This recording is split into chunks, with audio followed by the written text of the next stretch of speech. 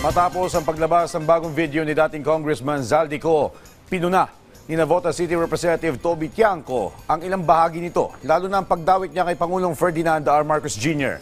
Ang detalye sa report ni Mela Lesmoras.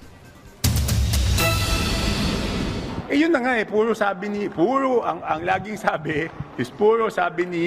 Binatikos ni Navotas City Representative Toby Tiangco ang panibagong video na inilabas ni dating Ako Bicol Party List Representative Zaldico. Puna ni Tiangco, puro sabi-sabi na naman ito kaya't hindi tamang dinadamay niya si Pangulong Ferdinand R. Marcos Jr. sa umano'y anomalya sa budget, gayong wala naman silang direktang komunikasyon. Wala naman siyang masabi na direkta, di ba? Puro ang sinasabi niya, puro sabi ni Martin Romualdez, meron si Pangulo dito.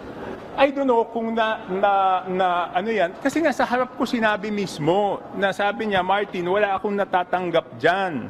Questionable rin para kay Tiangco ang sinasabi ni Ko na wala umano siyang nakuhang parte sa pera. Malinaw naman daw kasi na sa kanya dumadaan ang mga transaksyon. Kahit anong sabihin niya, siya yung tumanggap ng pera. Di ba? Kahit anong sinasabi niya, the fact is, tinanggap niya yung pera.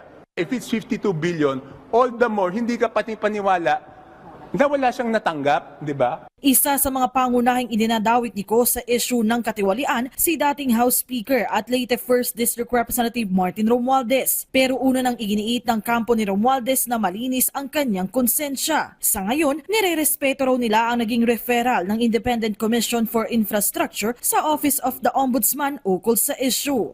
The ICI explicitly states that the referral code is issued without any finding or conclusion of guilt or liability on the part of former Speaker Romualdez. This clear statement reinforces our confidence in the Commission's impartiality and affirms the constitutional role of the Ombudsman as the sole authority empowered to make determination on accountability.